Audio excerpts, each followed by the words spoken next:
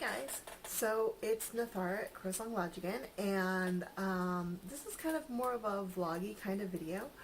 I just kind of wanted to discuss something that I've been sitting on for the last several weeks, maybe a couple months now. Something that came up. I really need to start saving notes and stuff that I'm going off of. Anyway, something that I saw mentioned on Twitter a few months ago was how appropriative the modern witchcraft movement is. And that's something that I've been really struggling with myself the last couple months. And just looking at how so many of what we see written online, what we get in books and everything, really has its roots in hoodoo and kind of African magical practices as its basis for our more modern witchcraft, even the stuff that's touted as being more European traditional kind of witchcraft. And that is not something that I realized until I actually started studying hoodoo specifically, and I was like, so this is where we get all that stuff. That's kind of wild and uncanny, and I guess it's been this way for ever. And that's kind of a really frustrating thing to see all this stuff, especially being packaged now as a very, white Western witchcraft kind of thing, when that's not really what it is.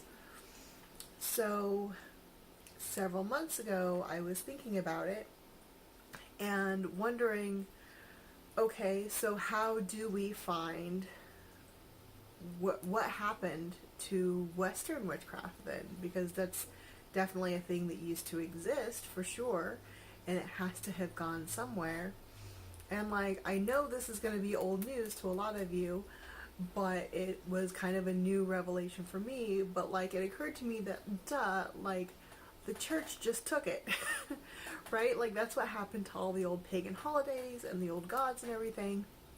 The church just subsumed that. They made the gods into saints and other religious figures, and they took the holidays and appropriated them into the Christian faith. Yule became Christmas, and Beltane became Easter, and blah blah blah, and on and so forth. So obviously they took the old magical practices and integrated it, subsumed it into regular church practice as well. Now, one of the reasons that this probably didn't occur to me much earlier in life in my practice is because I never went to church. That's not a thing that I ever had to do growing up. It's not something that my parents did. We were not church-going folk. And so I never actually went to church, so I never got to see their practices firsthand. I've only ever seen it on TV or in movies. So, yeah, so that was really interesting. And then a few days ago, I saw a post from Tempest, Laura Tempest Zakroff. She did Sigil Witchery. I think that's what she's most known for now. Saying that, yeah, it's so crazy that people in modern paganism and witchcraft aren't aware that so many of our witchcraft practices are culturally appropriative, and they come from mostly African and other kind of native indigenous traditions, and are very appropriative, and actually all of our basic pagan practices ended up in the church, and LOL, Catholics know this.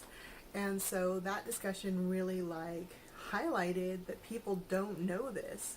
I mean, the ensuing Twitter discussion really highlighted that people aren't aware of this. So this is just kind of more of a vlog to bring up this topic in the community, because I know so often these discussions happen more on a scholarly basis, or behind the scenes in little groups and aside conversations and stuff. But I want to bring those discussions more to the forefront, and also to let you guys know that this is a topic that I'm now researching to see if I can kind of trace the roots of it back, and to see exactly where those parallels are and what practices the church really does. I don't even freaking know. I know candles are a major thing. So that's a project that I'm going to be researching. If you guys have your own experiences in like what churches do and like things that you can point at, I would really appreciate those in the comments below. But yeah, it's a really fascinating idea to just like remember that so much of our actual ancient ways were just either people were murdered for continuing to practice them and pass them down, or if that didn't work, the church just adopted them. So yeah, that's a really wild kind of thing to remember that happened in our history, and also keeping in mind that like I know when I really got started in witchcraft, like that was Llewellyn's heyday of Wicca, and like just as an easy book search, books at the time, this is kind of before the internet really took off. You know, Wicca was created in the late 50s, early 60s, and you could easily find that out. And even though people were teaching that it was ancient, you know, uninterrupted tradition from, you know, pre-Christianity, that wasn't true. And for me, because I had been already studying things from an anthropological viewpoint, I could see that where Wicca was getting its traditions from. So I already knew that those weren't real, genuine, ancient traditions, and trying to find the basis of like real witchcraft was really hard. So for me, my practice has always been kind of like just a general hodgepodge of things that seemed universal for magical folk and that felt right, or that I was taught by my mother. So yeah, cobbling those things together and then what I'm going to try to do is kind of ferret out what traditions did continue on in the church and then like divest them from their Christian trappings again. And it's not going to be ancient stuff, it's going to be like reconstructionist kind of stuff, but I think it's going to be a worthwhile project. And so I just wanted to share like my thoughts and what I'm working on right now with you guys to see, I don't know, if you find it interesting, what pieces you guys might have, what thoughts are going on up there, just to share some stuff with you. So yeah, this is Nathar at CrowSong Lodge, and that's what I'm working on right now. I'll talk to you guys later. Bye.